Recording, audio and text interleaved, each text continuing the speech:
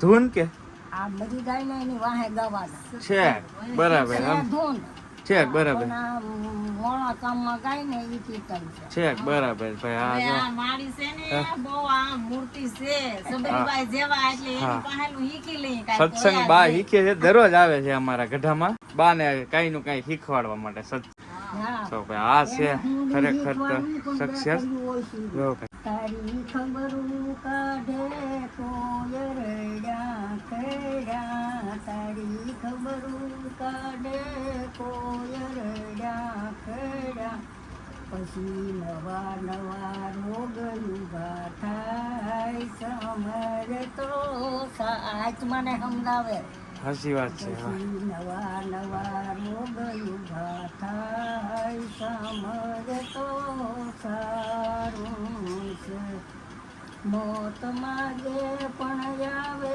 નિગમના દૂતો મોત માગે પણ આવે નિગમના દૂતો તેરા કરમના લેખા લેવાય સમર તો સારું છે તેરા કરમના લેખા લેવાય સમર તો સારું છે હા ભાઈ આ સત્સંગ છે કીધી હવે ને ઈ હાટું તો ભાઈ આ છે ને આ ખરેખર જૂની અને આપણી એમ કહેવાય કે સંસ્કૃતિ છે જે જૂની ધૂનું છે એમ કહેવાય ને સ્વર્ગલોક જાય ત્યારે આ ધૂન બધી ગાવાની એ રીતનું એ શીખવાડતા બધા અલગ અલગ દરરોજ માટે ગઢામાં કાંઈનું કાંઈ મમ્મીને શીખવાડતા હોય મમ્મી શીખતા હોય ભાઈ અને આ જૂની પરંપરા છે ભાઈ આ મજા છે ગામડાની હો ભાઈ ગામડામાં મજા આવે આપણે જો આજમાં પૌવા બટેટા બનાવવાના છે કે કીસુ મને કાલ કહેતી કે મમ્મી પૌવા બટેટા બનાવવાની તો અમે કાલ બનાવવાની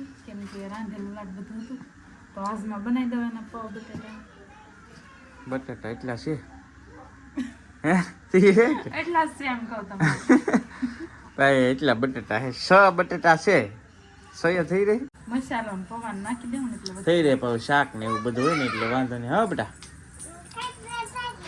હે હું ખાટલો ઠાળી દો એમ કહે છે ભાઈ તો હવે અસ્મિતા છે એ બનાવે પૌવા બટેટા અને હું જવા દઉં દુકાને મૂકતો જ આવે જેટલું બનાવે એટલું હાશું વિડીયો કેમ કે વિડીયો બહુ બનાવતી નથી ભાઈ એવું છે ભાઈ શું કે હવે શું કહો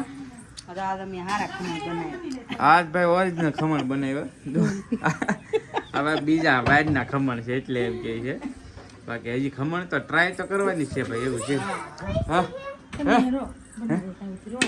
ભાઈ આ પાછું બદલું ભાઈ કે હવે તમે આ રહ્યો બનાવો હું નહીં બનાવો એમ કે વિડીયો એમ છે કા આગળ બનાવી નાખો પણ મને શીખવાડ દો હું કંઈક લેતા હો સટપટ સોડા તો મહેમાન આવે હા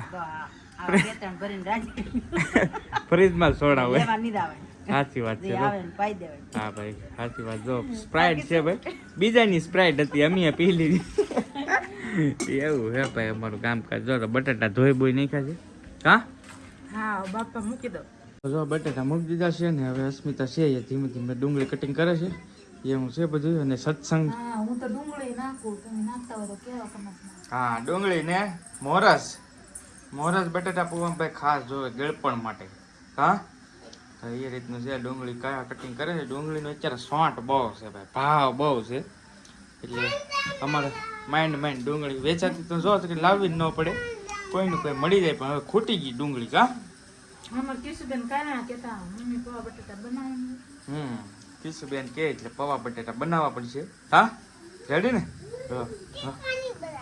તીખા નહીં ભાઈ હો ભાઈ તીખા નહીં બનાવતા ભાઈ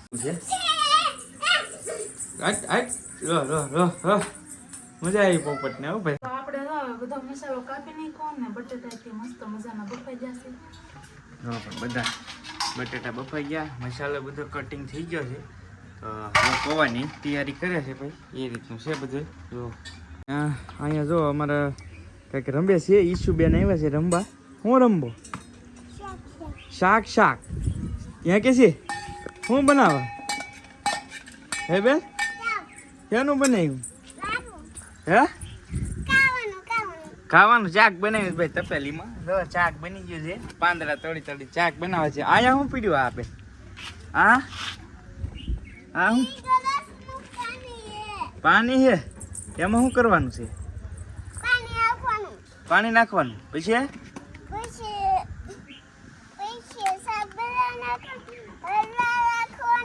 હા હા છે ભાઈ તો આવું ગેમ રમે છે અમારે. હા ભાઈ કેમ પોપટનું કાંઈ ઘટે નહીં. અને હવે ભાઈ મારે આવી ગયો છે દુકાનેથી ફોન, તો દુકાને જવું પડશે. ત્યાં સુધીમાં પૌવા બટેટા તૈયાર થઈ જાય તો હવે હું જાઉં તો દુકાને, કેમ કે માપ બાપ લેવાનું છે. કોઈ કસ્ટમર આવી ગયા છે તો જવા દઈએ.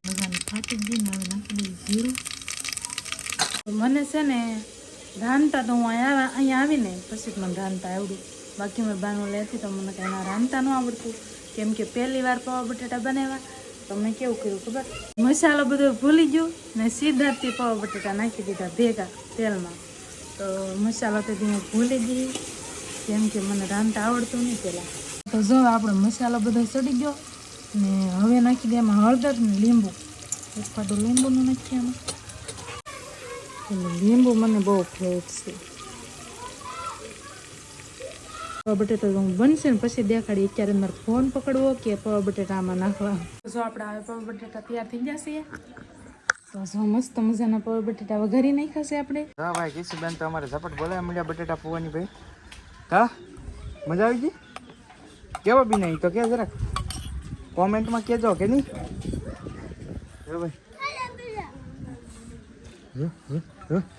અહીંયા કંઈક એકલો એકલો રમે છે.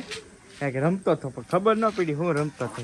હે હા તે મારે આકારવી લે. તો તું નાનો છો?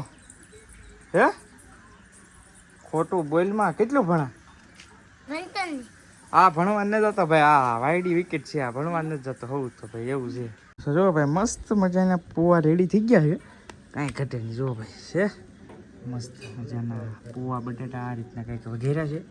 તો હાલો આવી જાઓ અને આવું છટપટ મજા આવે ભાઈ ખાવાની અત્યારે વાતાવરણ પ્રમાણે.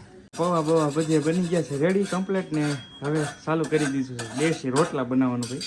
હા હા રોટલા મને અહીંયા આવીને આવ્યા. હાસી વાત છે. મને અમારે બે બેન વચ્ચે મારથી મોટી તેમાં રાંધવાનો વારો ન આવતો. એ વાત સાચી. રાંધવાનો વારો ન આવે એટલે રોટલા આવડે નહીં તો ભાઈ અહીંયા આવીને ઘણું ખરું તો શીખી છે સ્મિતા. એવું છે કોઈ ભાઈ શીખીને તો આવ્યું ન હોય તો સ્વાભાવિક છે. તો બધું શીખવું જ પડે ધીરે ધીરે. તો જો ભાઈ શીખી ગઈ છે ભાઈ રોટલા બનાવતા કમ્પ્લીટ. છીએ અમે ધાબામાંથી હવે બધાય ખાવા માટે બટેટા પૌવા. કાં ભાઈ હે કુલદીપ ભાઈ લીંબુ નાખે છે? હે લીંબુ ભાવે તને? વાહ અમારા કાવ્યાબેન અહીંયા બેઠા છે. એ એમ ખાવ? હા એમ ને ખાવ મરી જાવ ડો. નહીં નહીં એમ આપણે ને ખાવ. ના ના ના ના એવું નથી કરવું. તો અમારે બેન તો ચાલુ કરી દીધું છે બટેટા પૌવા ખાવાનું. તો હા બેનને પણ નાટક બહુ આવડે. હાલો આવી જાઓ તમે પણ બટેટા પૌવા ખાવા અને અમે પણ ખાઈ લઈએ. ને હવે આજનો વિડીયો અહીંયા પૂરો કરી નાખીએ. વિડીયો કેવો લાગ્યો એ કમેન્ટની અંદર જણાવજો. વિડીયો ગમે તો એક લાઇક કરવાનું ભૂલતા નહીં. ચેનલ ઉપર પહેલી વાર આવ્યો તો સબસ્ક્રાઈબ કરી લેજો. ફેસબુકમાં જોતા હોય તો ફોલો કરી લેજો. મળશું નવા વ્લોગ સાથે. ત્યાં સુધી બધાને જય માતાજી, રામ રામ. આવજો. બાય બાય કીજો. બાય બાય કીજો. Bye by.